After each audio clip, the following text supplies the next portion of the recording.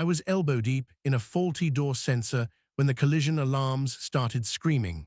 40,000 people were asleep on that ship, and in about 90 seconds, I'd be the only one left alive to save them. The colony ship Endeavour had been my home for 7 years. 7 years of maintaining air scrubbers, patching coolant lines, and replacing sensors that failed every other week. There were 12 of us on the active crew, engineers, navigators, a medical officer, rotating in shifts, while 40,000 colonists slept in hibernation pods below deck, dreaming of a world they'd never seen. That morning, I was on sea deck, cursing at a kitchen door sensor that kept reporting a breach that wasn't there. Mundane work, the kind of job that makes you forget you're hurtling through space at a fraction of the speed of light, 11 years from Earth, with 5 still to go. I had the panel pulled apart, wire cutters in one hand, diagnostic pad in the other, when the ship spoke to me in a voice I'd never heard before. Impact imminent, all hands brace. I dropped everything and ran. The bridge was 4 decks up and 200 meters forward. I made it halfway. The impact hit like God had swung a hammer against the hull. I was thrown sideways, no, upward, my shoulder hit the ceiling, and then the floor came back to meet me hard. The lights went out. Emergency reds kicked in. I could taste blood. For a few seconds, I just lay there, listening. The ship groaned around me, deep, structural sounds that no engineer ever wants to hear. Metal bending in ways it was never designed to bend. I pulled myself up and kept moving toward the bridge, but when I got to the forward access corridor on A deck, I stopped. The corridor wasn't there anymore. It was open space, twisted metal framing a window into the stars that shouldn't exist. The bridge, the entire forward command section, was gone. Ripped away, along with everyone on it. I stood at the edge of that wound in the ship, and I couldn't breathe. Not because of the vacuum the emergency bulkheads had sealed, but because I understood what I was looking at. Commander Vasquez, Yun, our navigator, Priya, who could fix any system on this ship faster than I could diagnose it, Tors, who always saved me a coffee on third shift. All 11 of them had been on the bridge when we were hit, and now the bridge was a field of debris trailing behind us in the dark. I was alone, the last conscious human being on a crippled ship, carrying 40,000 sleeping souls who had no idea that everything had just gone wrong. The ship's automated systems were already failing.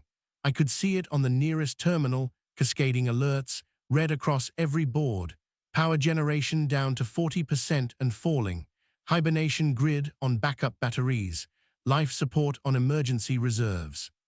I had maybe 6 hours before the hibernation pods started losing power. After that, people would begin to die in their sleep, a few at a time, and then all at once. Grief is a luxury. I didn't have time for it. I ran C-deck to engineering. The main reactor was still online, but the power distribution grid had been severed in 3 places when the forward section tore away. I needed to reroute every critical system through the secondary conduits that were designed as backups, not primaries. The first reroute took me 40 minutes.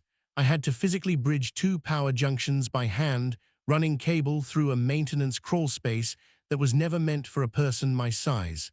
The second reroute, I found the conduit had been cracked by the impact. I welded it with a torch and a prayer.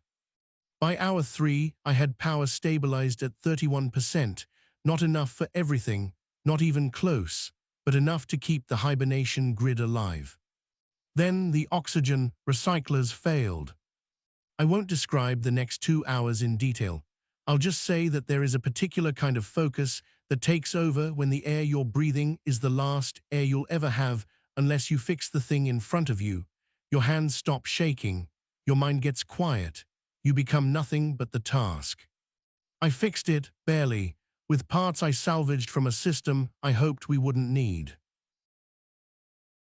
By the end of that first day, I had the ship stable, not healthy, not safe, stable. There's a difference. I sat on the floor of engineering with my back against the reactor housing, and I let myself feel it, just for a few minutes. The weight of 11 people who were there that morning and weren't now. The weight of 40,000 who didn't know how close they'd come. Then I got back up, because stable isn't enough. I had 5 years left on this journey, and the ship was held together with emergency welds and bypassed safety systems. I was one person doing the work of 12 on a vessel that was never designed to fly wounded. Over the following weeks, I built a routine: 4 hours of critical repairs, 2 hours of system monitoring, 4 hours of sleep, never more, because the ship would wake me with a new alarm before the 4th hour was done most nights. I ate when I remembered. I talked to myself more than I'd like to admit. I also started recording logs. Not for mission control, we'd lost the long-range antenna with the bridge. No one would hear these for years, if ever. I recorded them because I needed to hear a human voice, even if it was my own. It's been 14 months now. The ship is still flying. The colonists are still sleeping. I've repaired systems I didn't even know existed and invented fixes that would make a proper engineer cringe. Some days are good.